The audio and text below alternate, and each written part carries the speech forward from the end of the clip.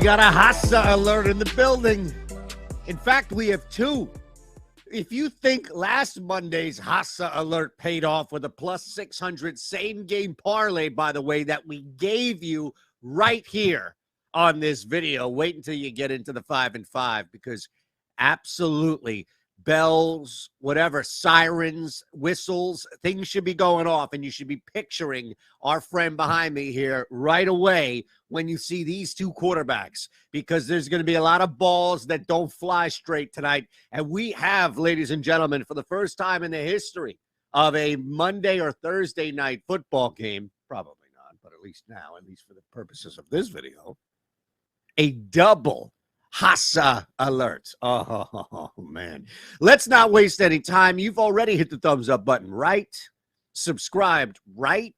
I know I'm going to tell you all about what's happening at DraftKings. Turn $5 into $200, but let's start the clock. 5 bets in 5 minutes begins right now. And what we're going to do here is just push this game. It worked for us on the Monday night game. It's going to work for us again here. A lot of the true lines that you see people capping this, what have you, start at about Atlanta -4. I've seen all the way up to Atlanta -11. I think we look at this game very simple. The Falcons survived. The Falcons hung around. The Falcons had a very disappointing late last-minute loss, but at least they're showing a pulse each week. They're in games. They're barely losing or they're barely covering, but they're alive. The Carolina Panthers are not.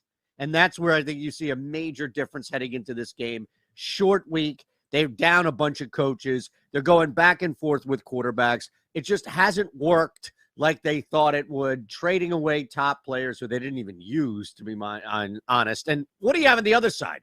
A Falcons team that has figured this thing out. All right, I want to go take advantage of two head-to-head player props. All right, shout out to my guy Trip. He's the one who put me onto these, and these are fantastic value if you can identify the right one. Now, DJ Moore is like most people on Carolina, except he just happened to be the poster job for it, which is get me the hell out of here. Oh, you didn't? I don't want to be here. Drake London, on the other hand, he doesn't know any better. He's rolling in Atlanta right now. You have to ask Marcus Mariota to be a better passer than PJ Walker or whoever else comes in. That's the bigger ask. It's not so much can Drake London be the better receiver than DJ Moore. DJ Moore's the better receiver overall, but DJ Moore doesn't want to be there. And I don't think DJ Moore is really into it. And guys that are not into it are either going to get hurt, which we hope isn't going to be the case, or they're just going to get phased out of the game pretty fast, pretty easy. Even that Atlanta secondary has an opportunity to do that. And by the way, I'm getting 20 yards difference. Love that. Now, we're going to stay on the head-to-heads here and move all the way down to our favorite position, and that's the kicker. This is a spread. Again, we just did that head-to-head with the spread with the receivers. We're doing that here with the kickers. So we're going Koo versus Pinheiro, and I think the difference here is we've seen Atlanta go to their kicker way more consistent over the last 3-4 games than we've seen Carolina. In fact, over the last 3 games, the only time Carolina went to their kicker was an overtime thriller in which they lost, remember, week 8 to this very same situation in which they lost in overtime to the Falcons. Looking at it overall, the game plan has pretty much been, we're lucky to get past the 50, but we're not really past the 50 enough to settle for field goals, or they just can't get over the 50, what have you. Pinheiro is going to get knocked out here. The difference, of course, is just laying one kick, a half a kick, but in this case, one kick. All right, let's get to an actual player prop when you're just looking like, what the hell is going on here? Head-to-heads. What do you hit me with, Shander? All right. I can guarantee you the most heavily bet prop is going to be Patterson's rush yards. Even the under. People may look at that even money and say, whoa. 30.5, I think, is still a good deal right now. If you just want a good deal for a rusher, somebody who will run the football tonight, Marcus Mariota probably won't throw the ball more than 15, 16 times. I know that goes back to our whole Drake London thing, but again, that's more about PJ Walker struggling to move the football than it is about Marcus Mariota not throwing a ton. I still think you can have a dual threat with Mariota moving the ball on the ground. That's a big difference. I don't trust anybody else, including Foreman here in this case against that Falcons defense, We know that Mariota is going to be out there upright, God willing, and that's going to be enough chances. He'll probably get flushed out of the pocket a couple of times. That's all we need, maybe 2 advanced runs and a couple of design runs that we know are already built in there. Last one for you. Somebody's going to make a mistake. It's Thursday night. We've seen this before. It doesn't always transfer into scores, but this is our scratch off. We always like to end with a lotto ticket, whatever it may be. In this case, it's a scratch off. Falcons D or special team scores at plus 500. Again, Walker's going to make a mistake. He already has made mistakes. That led to his benching. Whoever comes in there is going to make a mistake. They're going to be cold. Whatever quarterback you see for Carolina on Thursday night tonight, there's going to be a mistake. Look, we also keep banking on the special teams issues, where at some point a bad team or a bad special teams unit, those can be mutually exclusive, if you will, is going to make a mistake as well. I love the quarterbacks for Carolina to turn the football over and Atlanta to make them punish them. I don't know. I'm trying to end on a good note, and I can't even get the words out. I know. The damn clock's going. I can hear it. Sorry. We went, 6 seconds over?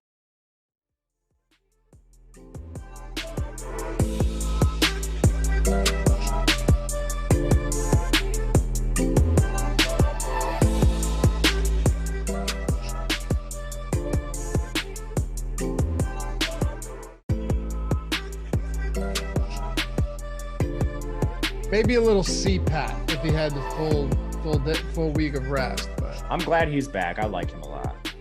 He had all 3 goal line carries last week too, which is encouraging. Yeah, he's sick, man. I like him a ton. Me too. Actually, he had a 38-yard touchdown that they called back too. I didn't see that. Yeah, I like a lot of pieces on this Falcons offense. I wish it just wasn't so neutered. I know. They don't want to throw the ball. I know it's like just throw. You don't have to throw it like you're the Chiefs, but you have Drake London and Pitts. Like you could throw it a little more. I know, man. They're better than I thought, so I shouldn't be talking.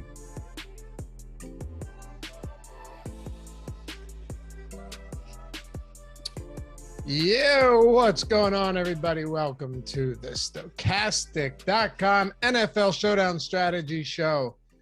Got a good one on tap today, kind of. Well, we'll see. Doesn't matter, actually, because we like these type of dirty games, as you just heard Matt Gajewski say before we got started. Today's show presented by No House Advantage.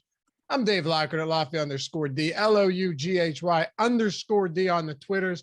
Joined as always by Matt Gajewski at Matt_Gajewski. Atlanta Falcons, Carolina Panthers, 42.5 point total. How you feeling, brother? I'm feeling great. Excited to break down a game featuring PJ Walker, Marcus Mariota. This is the duo we all thought we'd have at the beginning of the year, and I'm excited for it. Yeah, and then you've got a situation where if Chuba Hubbard plays tonight, it looks like he will, and then Tyler Algier, Caleb Huntley. Like there's not even a clear backfield play. We'll get into them. Don't get me wrong, but even the backfields here, you're like, oh God, it could be one of these guys. It could be him. He could get 7 carries. Chuba Hubbard might get 10, and they split because he looked good before getting injured against Tampa Bay. Not an easy one to break down, but these are kind of fun because it's less about like how many stud players can I jam in a Bills Chiefs game, and more so trying to unearth some good plays and figure out how this game flow goes and how the game moves. Because last time these two teams faced each other, we saw an overtime thriller, 37-34. Pardon me for being a skeptic, Matt, but I think that may have been an outlier. Yeah, may have been here, but you bring up good points. These are the games I like. We're talking about college football stars, preseason stars, guys that don't normally get a lot of shine on NFL regular main slates, and they certainly wouldn't if they were on, like the Week 10 main slate, but they're not. They're on a showdown slate, so we get to talk about each and every one of these guys. So, I'm getting to give guys like Caleb Huntley some flowers, which normally he's just a guy that his name doesn't even come up. So I'm excited for all this. As for the shootout, I don't know about that. Seeing a 42 total, it's probably not the shootout it was last time. Yeah, you would think it isn't. Second time they're facing each other. But I just realized, that's why you love these slates. because you can talk about guys that no one ever talks about, and you used to watch them in like a D3 college. Caleb Huntley basically did go to a D3 college. He went to Ball State. And if those of you that played MAC football DFS last night, you know how ugly those games get. But yeah, he's a Ball State alum. Might as well be D3. Made it into the NFL though. Impressive stuff. He did. All right. Where did Avery Williams go to college? Dude, he was a corner, I'm pretty sure. Like, I think I don't know the non-skill position players as well. I'm pretty sure he's a converted cornerback. Really? Yes. I remember this in the preseason. You're talking about the Atlanta pass catching back, correct? Yeah. He used to be a corner. Listen, Pro Football Reference has him listed as a linebacker. Okay, so maybe he was like, whatever it was. He played defense. But no. I'm saying you're right. Yeah, you're right that he was a defensive player. He made the NFL transition too. I'm pretty sure he played defense in college. Do you know where? If you had to guess, I have no idea. Again, unless you're like a stud defender, that right. I don't know the defenders as well. Boise State. Oh, that's a good place to play defense.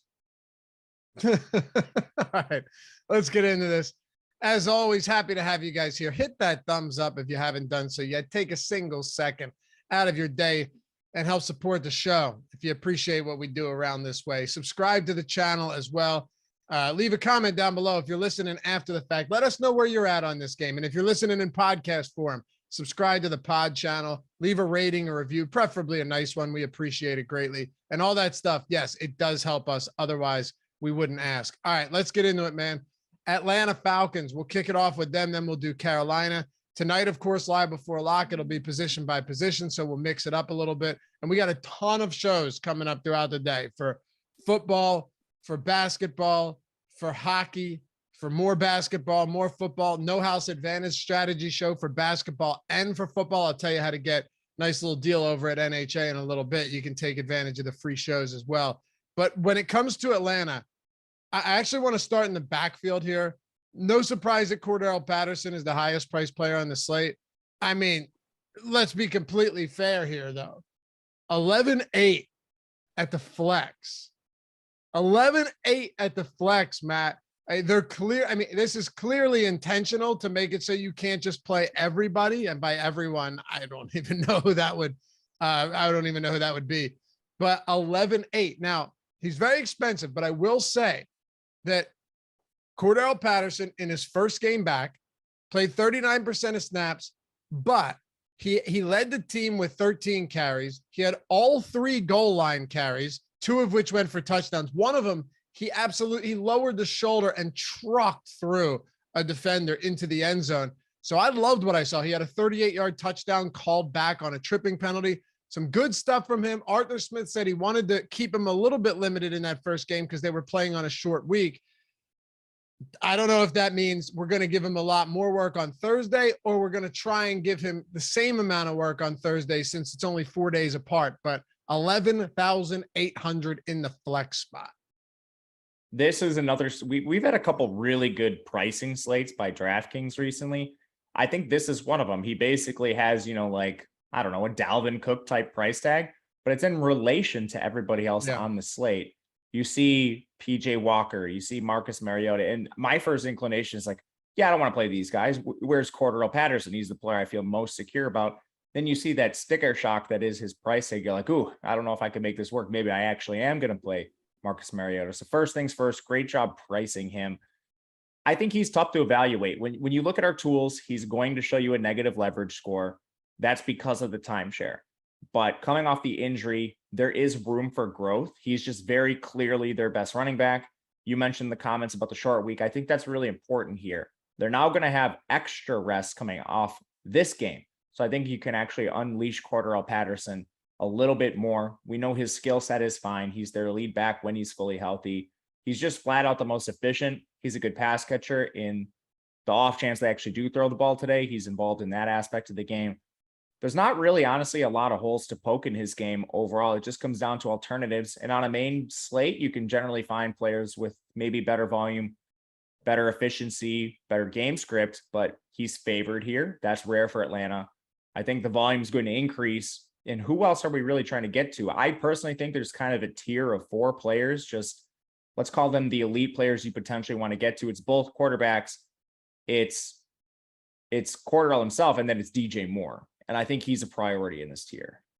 It is funny you'd mention that because just the whole pass catching involvement. Last year, don't get me wrong, he had some games with a decent amount of carries, but it generally wasn't a ton of work on the ground. Like still the lead back, but not a ton. I mean, this year in 2 of his first 3 games, he had more carries in 2 of them than he did in any other game, in any game last season. Not combined, but he had 2 17+ carry games, a 17 and a 22. Last year, he never got above that number. But he was a lot more involved as a pass catcher. This year, they're not throwing the football. So Cordell Patterson, unless he breaks off a long catch and run on one of his only targets, it's very likely that you're going to need him to get it done on the ground. But it's also possible that he sees a lot of work on the ground today. They want to run the ball down your throat.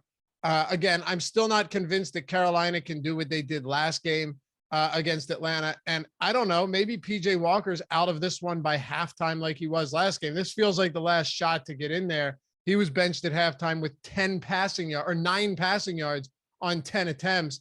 And then Mayfield came in mop-up duty and had a decent game. But I mean, the Bengals were playing soft.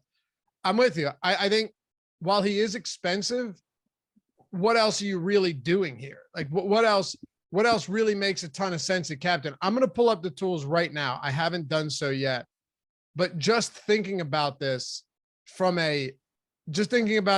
where is all of the captain ownership going to be?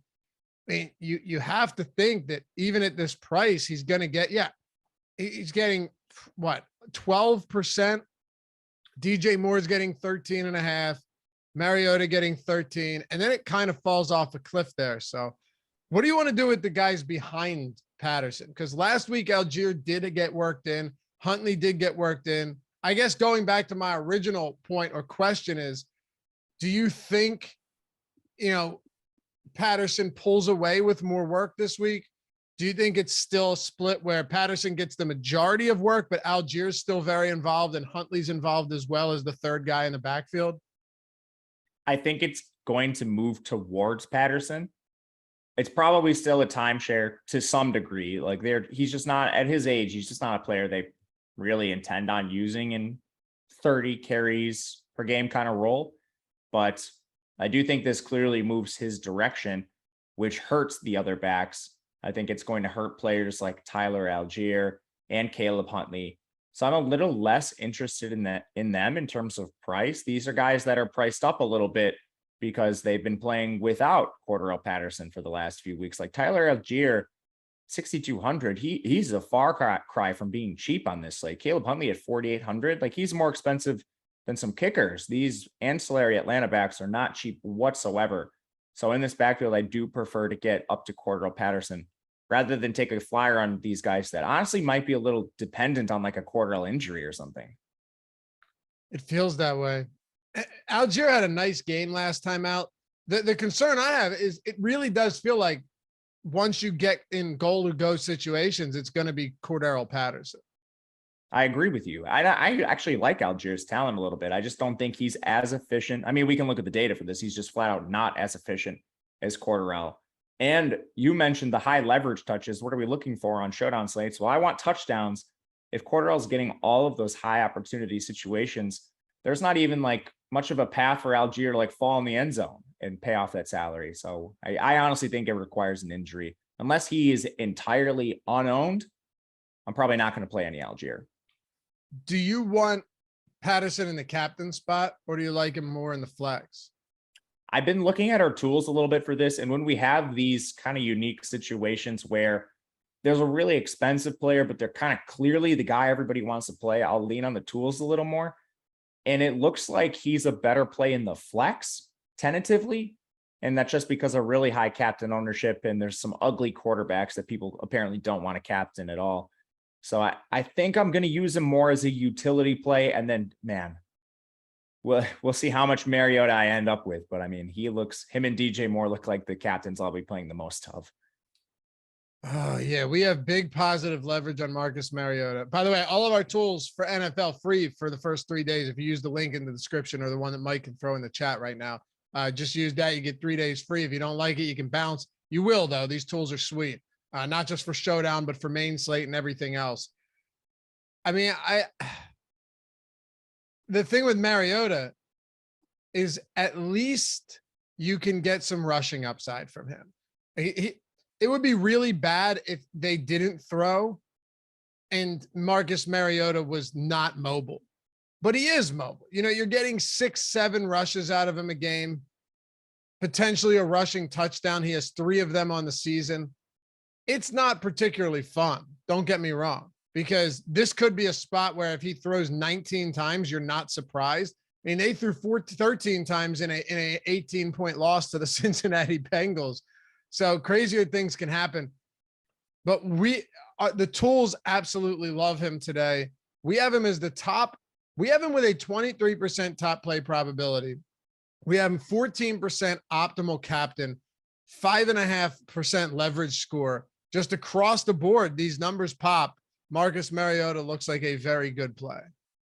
He always does. Dude, I am down so bad on Mariota. It's not even from DFS. It's every single week, like on Tuesday when our projections get updated, I go in, I look at the biggest discrepancies between what Prize Picks has to offer. I'm in an illegal state, so I can't prop bet. So use Prize Picks and a couple other these prop betting platforms. I cross-reference the projections with their lines, and he always has one of the biggest discrepancies, and he never hits it. I've lost so much money betting overs on Marcus Mariota, Drake London, and Kyle Pitts this year. It is unbelievable. I am down so bad on this guy, and I'm going right back to him. Look, at least in this case, you don't have to do it. Wait, are you going back to him from a prop standpoint, like from a price? Well, yes, but I'm talking DFS too. I understand. I get it. I mean, like we have this is one thing I do like. We have Cordero Patterson projected for over 15 rushing attempts. That's nice. 70 rushing yards. I actually hit the over on that Cordero Patterson rushing prop earlier in the week. It was at 51.5. I've got that too. What's that? I've got it too. Nice. Yeah. It's at 54.5, juiced big to the over. So we're moving in the right direction. Anything can happen, but we'll take that all day. Oh, and if your own, if you do like betting, BetMGM, you want to bet one of these things we're talking about, we're giving you 2 free months of Stokastic Plus Platinum. I'll get it out of the way now because it's a ridiculous deal. 2 free months of Stokastic Plus Platinum. Links in the description. Mike, throw that in chat too, because people are going to want to take advantage of this. You sign up using that link, follow the very, very simple directions, deposit only $10 or more if you want, right? $10 or more, place any bet. And after that bet settles, whether you win or lose, you are getting 2 free months of Stokastic Plus Platinum. It's $120 value a month if you're paying for it, $240 for 2 months. And you're getting it in time. Well, let's say free, $10 for $10 or however much you want. Plus you're over at BetMGM, get another sports book to bet on. If it's legal in your state, take advantage of it. Not just that though, BetMGM's giving you up to $1,000 risk-free bet. So if you have the cash to spare, don't just put $10 in. You can, and you'll still get a risk-free bet if you lose on top of that.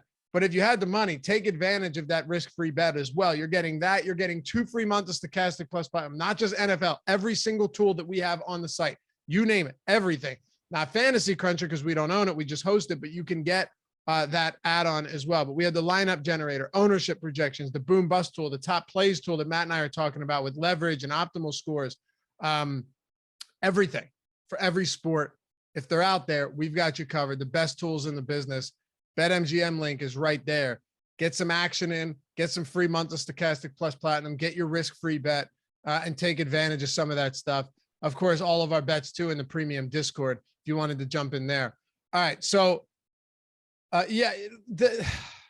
Mariota makes too much sense. It's not fun. Maybe this is finally the week, Matt. Maybe this is finally the week that we get the Mariota we need. Then the question comes, what are we doing with the pass catchers?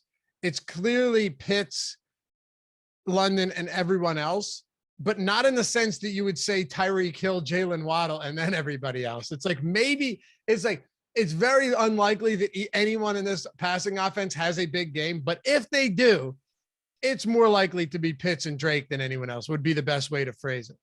I agree with you. And last thing on Mariota, it might not honestly be like his chances of being the highest scorer are so high. It could honestly be an ownership thing where I know I'm not the only guy that's gotten absolutely murdered by Marcus Mariota in both props and DFS this year. So maybe it's just people don't want to play him at a rate that's frequent enough with how much he scores as the optimal captain or optimal flex play. So I'm still going to go back. You mentioned the rushing ability with him that gives you a good floor. At least when he does throw, you know, for the most part who it's going to, which is your next point. And the prices on Pitts and Drake London, for that matter, are pretty affordable. And I think for good reason. They haven't done really anything this year. Between the two of them, I was interested to see Kyle Pitts have a higher leverage score than Drake London. I think that kind of just comes down to price, Pitts being a little cheaper, but ultimately there's not really too much that's different between their volume. Like the edges slightly go to Drake, the pricing slightly in favor of Drake. All I know is I want to play at least one of these guys when I'm using Mariota, especially in the captain spot. And again, because their prices are so cheap, you don't really have any problem getting to either of them. I'll happily play them both in certain lineups, but I think I'm going to play at least one just because I plan on being pretty heavy on Mariota tonight.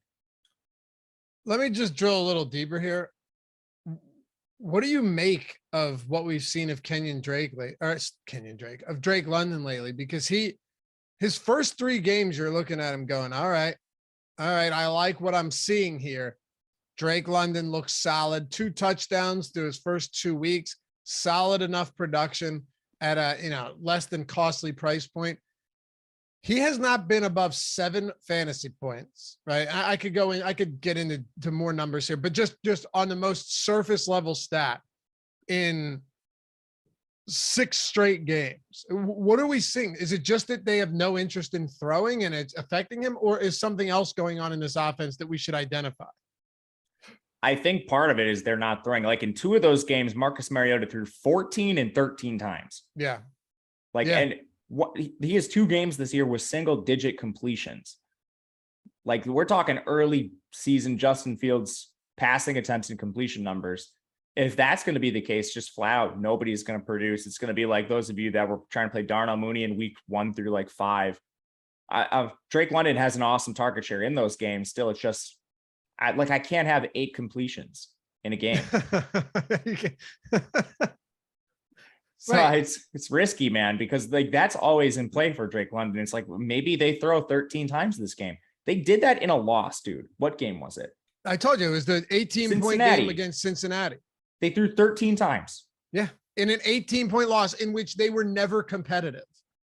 So that's in play every time he steps on the field, and it's not just London. I think it's London more so than Pitts, because like we've at least seen flashes from London. We haven't seen anything from Pitts in his whole career. So that's not true. What have we seen from Pitts?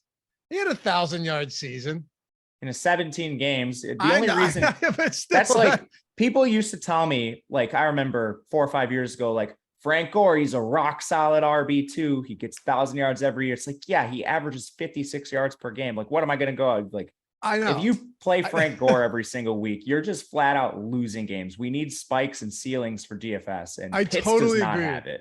But I totally agree with you. But what I'm saying is, I think you're a little down on Pitts. As a rookie, that's not horrible, man. Yeah. Okay. Let's say 16 games. It's still got to be one of the best tight end receiving seasons ever. Granted, a lot of it were bullshit receptions and like a lot of it wasn't meaningful, but he had some big spike weeks last year. This year, entirely different. His best game was a couple weeks ago in the same matchup where he had 5 for 80 and a touchdown for 19 fantasy points. He also doesn't play tight end. He like barely lines up in line. He's basically I know, but I'm just saying that he's classified as a tight end. But yeah, sure. He lines up outside. How about this? This is actually a point I wanted to bring up to you that might help us, get a little bit more clarity here. So I just wanted to, if I have a team that doesn't throw the ball a lot, right? One thing I want to look at is, okay, well, at least who's getting the deep shots, right? Like who's getting the plays where they can, maybe if they only have, like, for example, for the Chicago Bears, not a good team, but we've had to play them on showdown slates. And that was one of the reasons we go, okay, Dante Pettis, I guess, like maybe because at least he'd get a shot or two downfield. On the season, Pitts has 12 deep targets, 20 plus yards downfield, 12 of them in 8 games. That's not bad, right? That's 1.5 per game. Guess how many receptions he has on deep attempts this year? One. Damn you, Matt. Yes, 1 on 12 deep attempts. Drake London has 6 targets down 20 plus yards downfield. 1 target. Damiere Byrd, 5 targets, 20 plus yards downfield. 1 reception. Zacchaeus has 3 receptions on 3 deep balls. Maybe they just need to chuck it to him downfield every time. All I'm saying is the volume for Pitts has certainly been there in this respect, but my God, he's caught 1 of 12 deep balls. That's horrible. Yeah, it's a bad offense. And not to just completely shit on Pitts. Like, I'm going to play a lot of Pitts tonight because I'm going to play at least one of the top 2 pass catchers with Mariota. And I actually think he's talented. I just don't think he's shown anything to this point in the NFL. Oh yeah, it really sounds like it. Some being his fault, some being fault of the offense he plays in.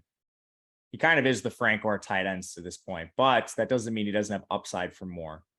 But I mean, at his price, like, would you be, I mean, I honestly think I would probably, if you were just going to make me pick who sees more targets tonight, Kyle Pitts or Shi Smith, I would bet Shi Smith.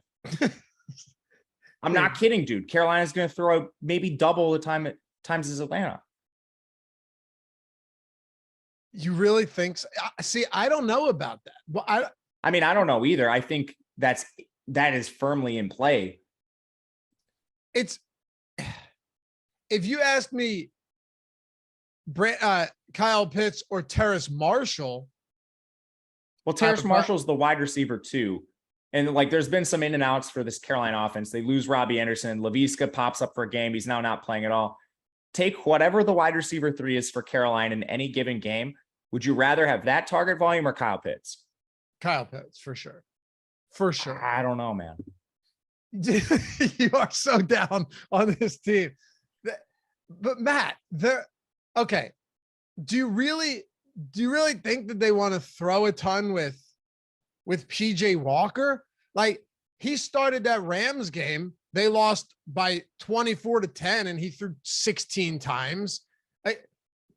What if this is just a game where both teams are anemic offensively and they run the shit out of the ball? Yeah, that could be the case. I don't know. You can't tell me that you think Shi Smith is on average getting more targets than Kyle Pitts. Dude, it's at least in the conversation. All right. Let me see something here.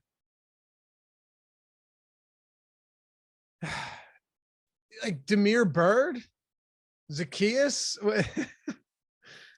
Yeah. They might each get a target here. I mean, Zacchaeus is at least a full-time player. Like, he starts. Yeah. He sees as many routes as Kyle Pitts. So he's the wide receiver too. Yeah, there's that going for him. Bird is a rotational player on a team that doesn't throw the ball. So he's a little harder to get to. But I mean, these guys are on the field, so you need to say their names for Showdown. And like, actually, both Zacchaeus and Bird kind of have the profiles as guys who could pop up for big games. Just like Zacchaeus at 5,400, Bird at 44. In my opinion, I'd rather just play a kicker. Wish AB was here to break it down, but wouldn't you rather just play a kicker? Of course. I think AB, anytime the word kicker is said, he's just here in spirit. Like, we know exactly what he's going to say. He was sending you and me DMs of Justin Tucker warm-up kicks from 70 yards out, being like, let's go. Yeah, I would, because you know why? It'd be different if Damiere Byrd, okay, if Damiere Byrd was facing, if this was like Chiefs versus Atlanta, Damiere Byrd would be $1,000, but on this slate, he's 4,400. It's a lot. It's a lot. I think the kickers are going to get a lot of ownership tonight, but is it enough? Like, how often does Damiere Byrd pay off his salary at 4,400? I think people might look at that game against Carolina, right? He had 6 targets, 3 receptions, 67 yards, and a score. And like him quite a bit. The issue is that outside of that one isolated game, he doesn't have more than a single target in any game this season. That's not saying that he can't do it. What's his name? Rashid Shaheed. He had that game against Arizona where on the first drive, on his only target of the game, he caught a long touchdown. It's possible. This is Showdown. Like you said, you need to name these guys, but there's a difference between naming them and saying, yeah, anybody's in play. There's a difference between that and going, yeah, Damiere Byrd's a really good play today. There's nothing to suggest that. And he could have a touchdown. And I'm sure you and I will get tweeted at like, oh, you said Damiere Byrd wasn't a good play. Yeah, but just based on everything, he isn't. It doesn't mean he's not in play. It just means you couldn't come up with something. And it's easy to draw up narratives of like, it's so easy that if you have an idea in your head when it comes to fantasy football, to draw up a narrative that would favor your already, your opinion that you already have, right? Just to reinforce it with your own biases. I'm not sure you could draw anything up on Byrd other than going, hey, he might have a deep target. And if that's the case, that wins something for you. But is there anything other than that?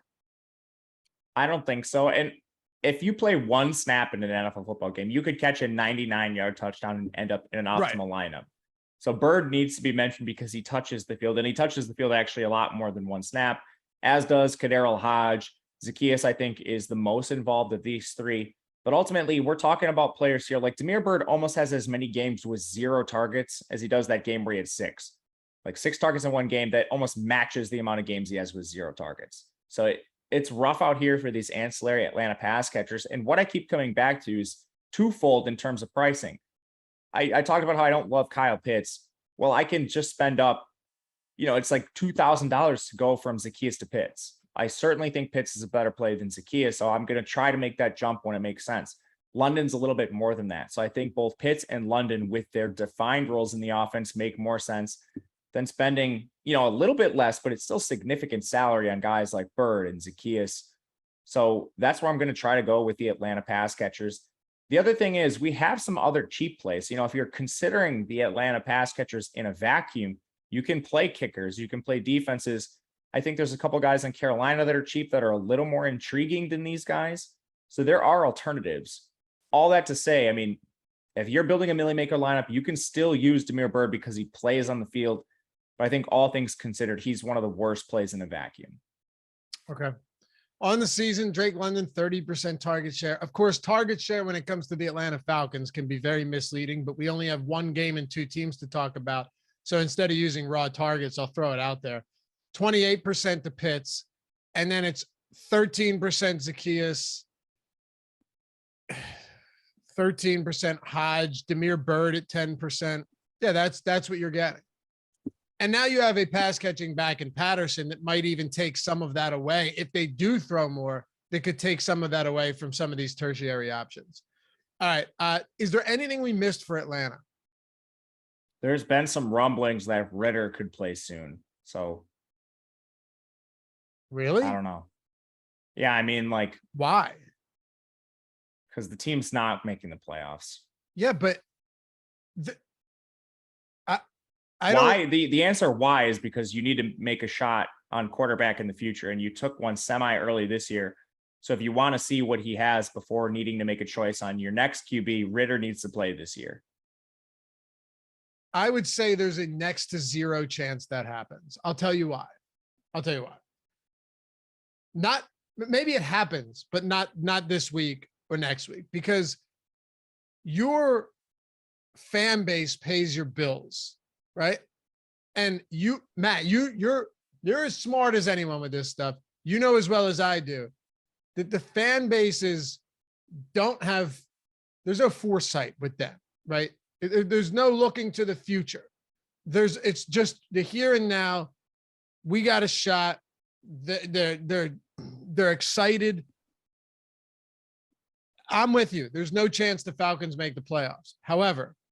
There's no chance the Falcons have an impressive run into the playoffs. With how bad this division is, honestly, nothing would shock me. but they're tied for first in the division right now. I don't think you can, if you're Arthur Smith, make any changes going into the next week or two while you're still competing for a division title, just based solely on the fan base and solely on expectations that, like, yeah, we're still technically in it, and not just in it, but tied for first at 4-5 in the NFC South. I don't know if I agree the fans are with that. I've seen, like, look around, like, Atlanta Falcons, like, media. They've been calling for Marcus Mariota's head. The one thing I'll say is you have a long week after this. They're playing on a short week here. If you're going to integrate Ritter, it would make more sense after this game because you kind of have like a pseudo mini bye. But I think we disagree on how much leash Mariota has. Yeah, maybe you're right about this. I actually think I may have taken a wrong approach there for one reason. It's not even about the leash for Mariota for me, but it might be the fact that how big of a difference can Ritter really make for Mariota? Like how much of how big of a negative difference can it really make? I mean, at worst case scenario is Malik Willis, and like Mariota is fancy Malik Willis right now. Dude, five completions in that game. Mariota had a game with 8, dude. Believe me, I bet it's over on that game. All right, so I'll backpedal on that. I will. I mean, I don't think it happens here, but I thought it was worth bringing up. Yeah, you could be. I guess my problem was I initially thought like they're winning and hey, their quarterback's doing things for them, but it's not really Mariota to begin with. So I think you're right.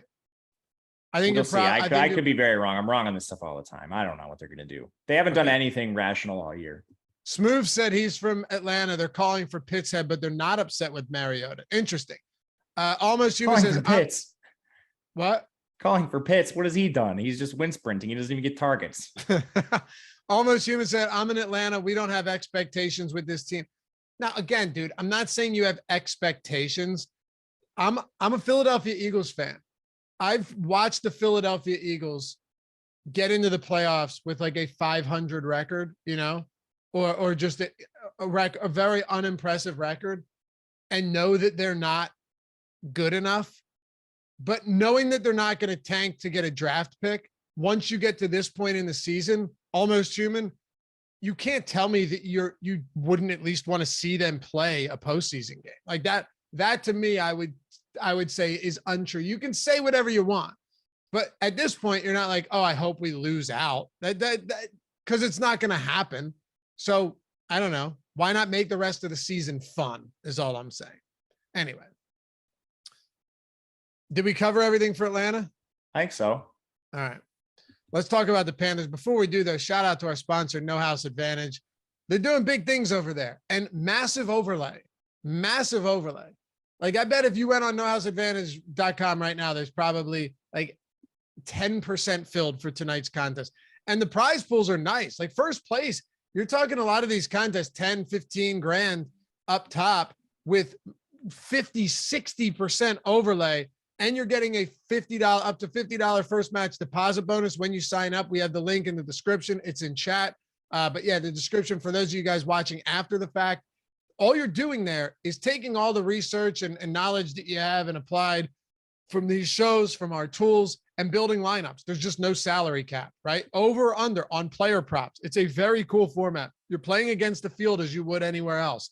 And you're taking advantage of all the tools that we have at Stokastic. We have the Stokastic lineup generator, or the No House Advantage lineup generator for free, the player prop tools, the No House Advantage projections. All of that's going to put you in a wonderful spot. You can do football, basketball, PGA, MMA, NASCAR, all of that, and put yourself in a spot to win some money. Give yourself an edge on a site that's on the come up. And in order to do so, you know what they're going to do? They're going to make the contest bigger than they should be, have massive overlay, which is essentially free money. Here's how you build your lineups. If you want to sign up, again, link in the description and in chat, $50 first match deposit bonus when you sign up, and the overlay is bigger than anything. But all you're doing is building lineups with the player props. The ones you like the most go at the top. They get the most points. The ones you like the least go at the bottom. They get the fewest points. They even have a lineup generator built in there for multi-lineups over at No House Advantage. And if you want to play against the house and not against the field, if you hit all your picks, you 20x your entry when you test your skills against the house. So Check it out. Use all our free tools at Stokastic. Use the link to get your $50 first match deposit bonus. Take advantage of the overlay over at nohouseadvantage.com and then download the app after you do all that. All right, Matt, Panthers starting in the backfield. What do we do in the backfield with Chuba Hubbard likely to play and Wilkes saying before Chuba Hubbard went out that he wanted to use a backfield by committee, but then D'Onta Foreman had that massive, like, you're not using Blackshear in that game. That was such nonsense to assume he was even talking about that. Yeah, I don't think he meant Blackshear. Blackshear is a practice squad. No, but he did, because Chuba Hubbard went out, and then the week that he was out, he was saying that he was going to use a timeshare.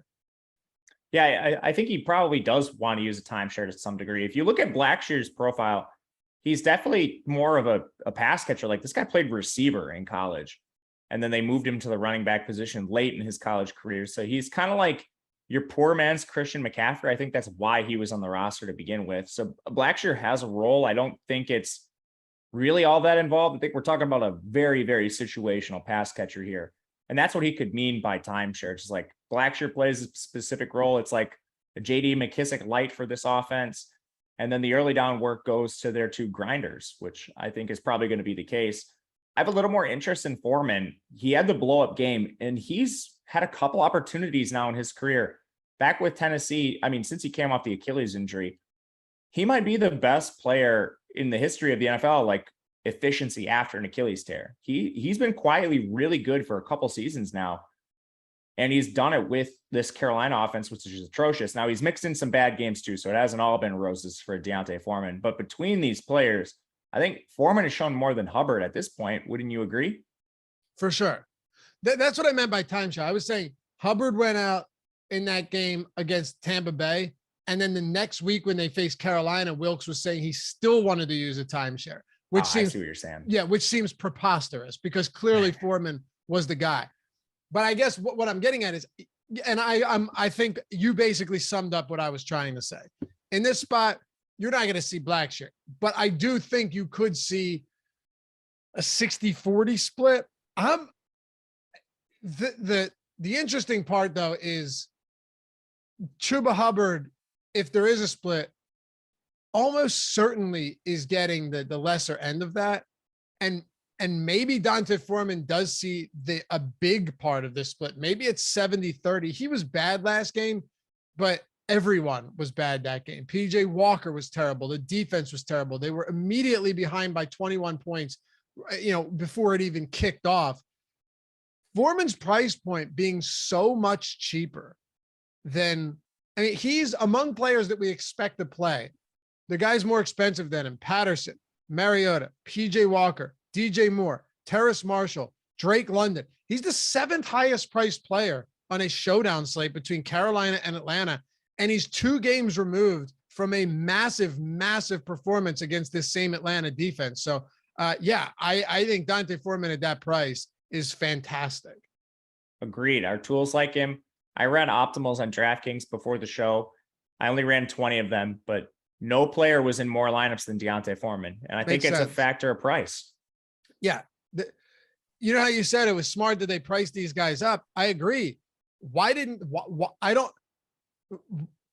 Hubbard, by the way, what if he doesn't play? Like, he's questionable and they think he will, but it's still a short week to prepare for that after being removed from out last week.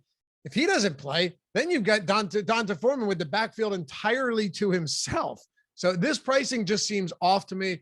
I would say as far as mispricing goes on the low side, like underpricing, I'm not sure anybody is as underpriced or even close to as underpriced as D'Onta Foreman. He's cheaper than Terrace Marshall. Yeah, I 100% agree. That is shocking to me. I think the most underpriced guys are on this Carolina side, and Foreman is number 1. Yeah. J-Miz said Foreman prop is only 54.5 rushing yards. So is Cordero Patterson's. Yeah, Cordero Patterson's prop is a little more intriguing to me. That's one I've already bet. I have not bet Foreman's because of the uncertainty. That'd be one I have my finger on the trigger as soon as we get some news about Chuba. But what I'm saying is Patterson's is 54.5, and we're talking about playing him at 11.8. Like, if we're that's a great point. Yeah, like if we're using props to identify these guys, maybe less touchdown equity for Dante Foreman. They got the same rushing prop. Neither have really been involved in the passing game. That's 100% true. I love Foreman today. All these points you're making are just inflating my expectations. I'm excited to play him. Bring on the 5-carry, 20-yard game. Chuba Hubbard has a monster performance. But look, we're on the right track, regardless of outcome here. What do you want to do with PJ Walker? Like, what's the bench what's the probability or likelihood that he gets benched? It's definitely in the realm of possibility. It's fair. I think they're probably just going to continue to rotate these guys to figure out if any of them has life as even like a backup. I don't know if it's likely that he gets benched, but it's definitely in the cards. I think it's more likely than Mariota on the Atlanta side. And for some of these reasons, I think I'm going to be trying to play more of the Cordarells and the DJ Moore in captain spots. Probably DJ Moore more than Cordarell. I like what our tool said about him in the flex spot. But, I mean, we're quickly running out of just players to use at captain. Someone has to be the highest scorer on this slate. I think of kind of the big four. He's my least favorite because of this benching potential. But I mean, like, how likely do you think it is that he gets benched at any point? I don't know. Benching a guy 1 week and then throwing in Baker Mayfield and then telling PJ Walker, who was already benched, that you're going to start again would seem messed up to bench him the next week. But it's very possible. I think if things are going terribly, see, that's the thing. You need two things to happen. You need, first of all, for them to be playing terribly, for it to be his fault. You need three things, and then for him to be benched. And then, I mean, Sam Darnold's off the IR. Would it be him or Baker Mayfield that comes in and relieves? Probably Darnold. They haven't seen as much of him this year. Yeah, I don't know. Like, I think they've seen what they needed to see from Baker. Yeah, me too. The whole situation's a shit show. And then if you're asking questions, I'm sure it might be running through your head out there. Well, can I play one of these backups to get leverage in a large field tournament? Problem there is that whenever that actually transpires and you win a tournament with the backup quarterback because one gets benched or goes down with an injury, I can't remember a time. I'm sure it's happened, but I can't remember a time it wasn't a rushing quarterback that did it. Right, because it's not like Darnold, Baker, whoever it may be, is cheap. They're players at their price range that are guaranteed to play the whole game. We don't know how much they're going to play. You need to, one, you're making a bet on them playing enough to pay off the salary. And two, you're betting on that they're good enough to even do it. And we're talking about really low-level players. And plus, like, you're not the only one that knows this. We're talking about it on a show. There's a chance, like, some people do this. And then, like, what is the optimal rate that we should be playing these backup quarterbacks? It's probably not very high. You honestly might be running into a negatively leveraged situation. Cornelius Hector said, if Baker plays 70% of snaps this season, Carolina's 5th round pick to the Browns turns into a 4th. Baker's at like 62%. They don't want to do that. Yeah, maybe not. I mean, it's definitely one way to look at it. It's not a second turning into a first, but I still wouldn't do it. I would just sit his ass on the IR. Yeah. I mean, that's what I'm saying. It's still definitely a valid point because you're not gaining anything from playing Baker Mayfield regardless. Right. Except draft position, maybe. All right.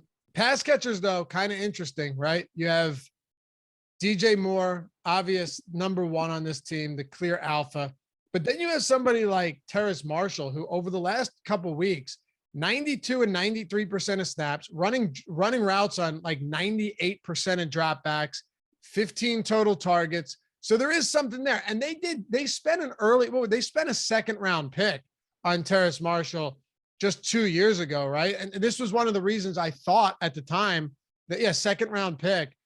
This was one of the reasons I thought at the time that they were okay getting rid of Curtis Samuel, and then just nothing ever materialized with Terrace Marshall. A lot of that quarterback play, but he wasn't really even on the field a ton. Now he's playing every snap.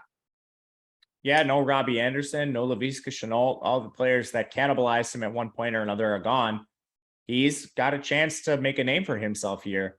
Quarterback play aside, his target volume solid. 9 targets, 6 targets in the last 2 games. I mean, he's still somewhat expensive, so you got to pay for him.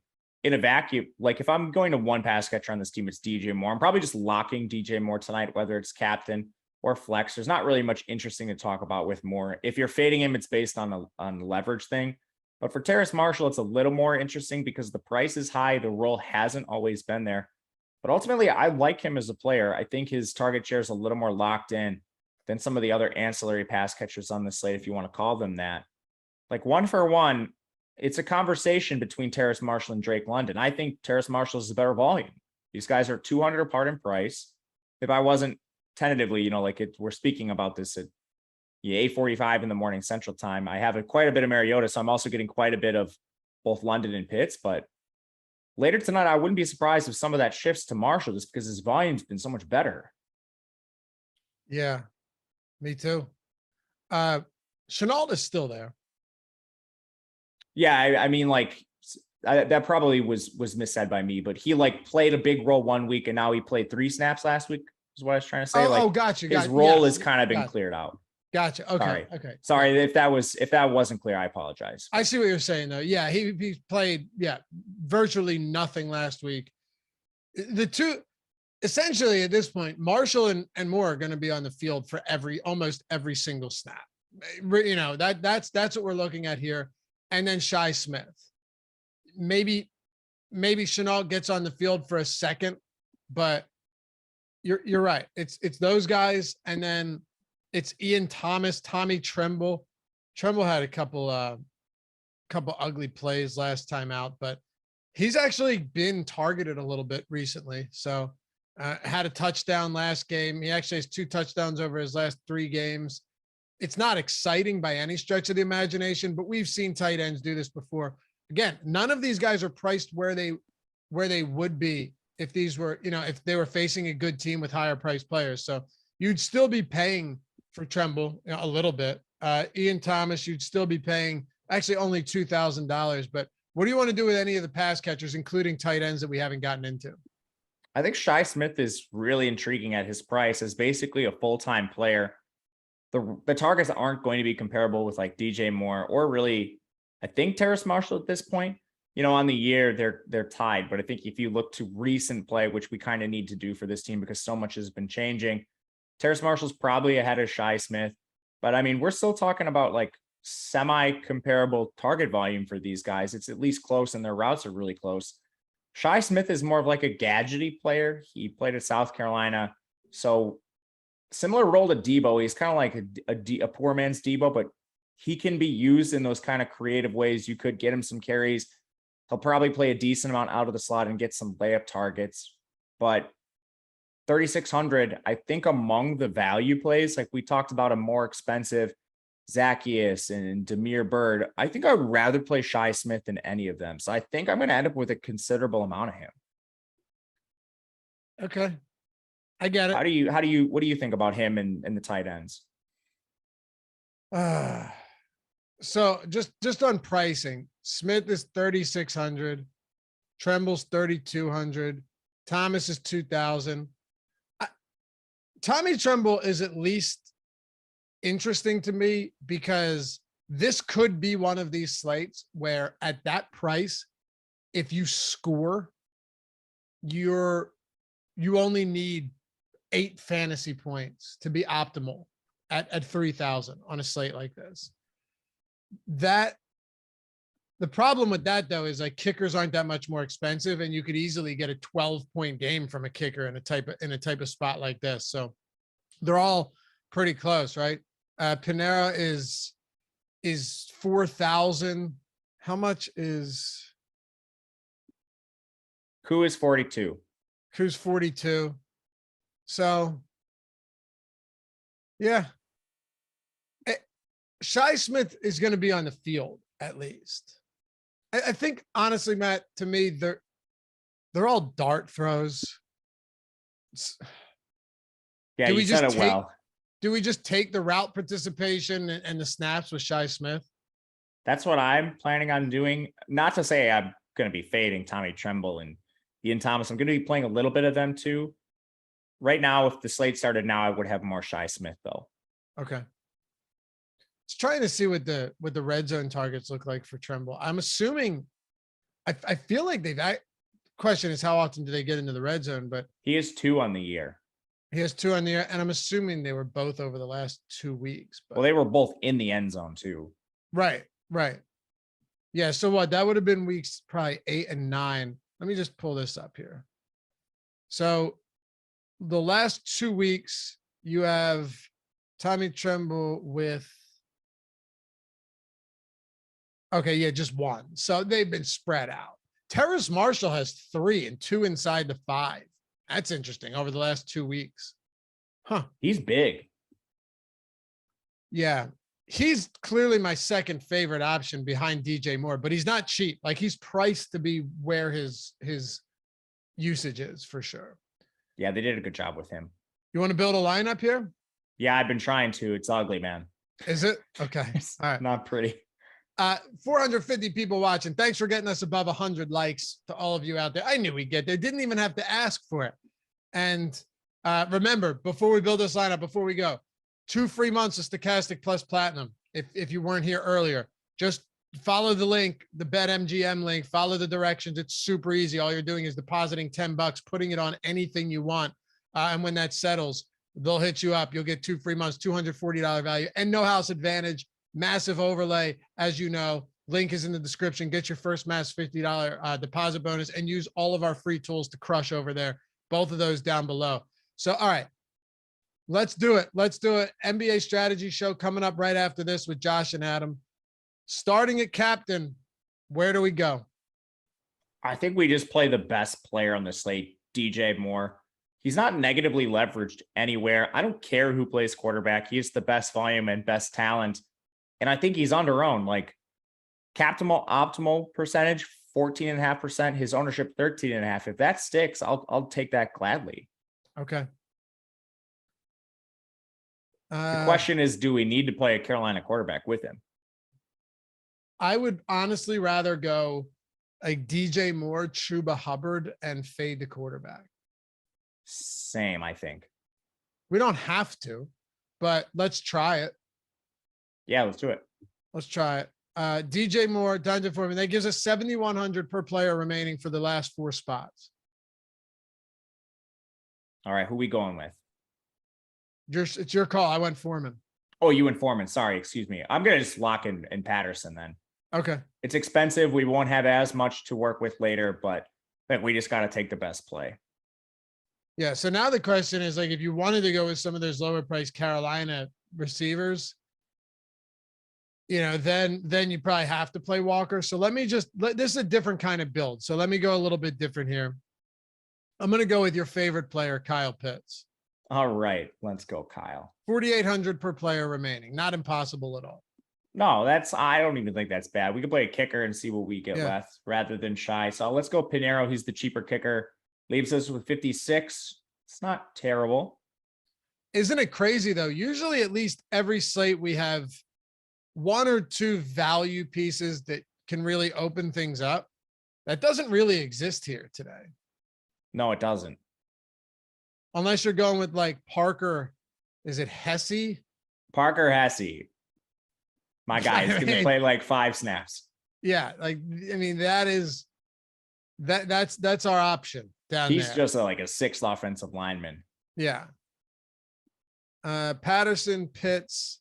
So this is basically a no quarterback lineup. Yeah, right now it is. We could fit Zacchaeus. I think I want to go with Koo. Yeah, we could play Koo, a defense. One thing, if you wanted to add a quarterback, you could very easily just rotate out Patterson from Mariota and then see what it gets you. But I love the double kicker lineup here.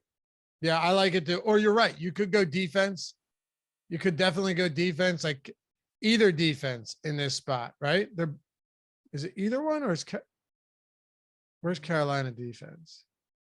They're down there. Damn, You can play them both. It's actually shocking that the Falcons are 1,400 more than the Carolina Panthers. Yeah, it is. It is. I guess it's hard to turn the ball over when you don't throw if you're the Atlanta offense. That's true. Yeah. Let's go, Koo. I kind of like that. You're getting, the big 4 in there, not named Drake. So no London, but he hasn't been productive lately anyway. And then you're going kickers. So basically you're playing for a low scoring game, and, ideally you get a touchdown from both your running backs. DJ Moore could just have a nice game without scoring and probably still get you there. So I like it. Hey, you guys can follow Matt at Matt_Gajewski on Twitter. Check out all his college football stuff. College basketball right now too, right? Yeah, just started on Monday. Beautiful. Okay. Check that out as well. Everything over on the Odd Shopper channel. Stick around. Josh and Adam, NBA Strategy Show coming up next. And of course, I'm at Laffy_D. LOUGHY_D. Peace.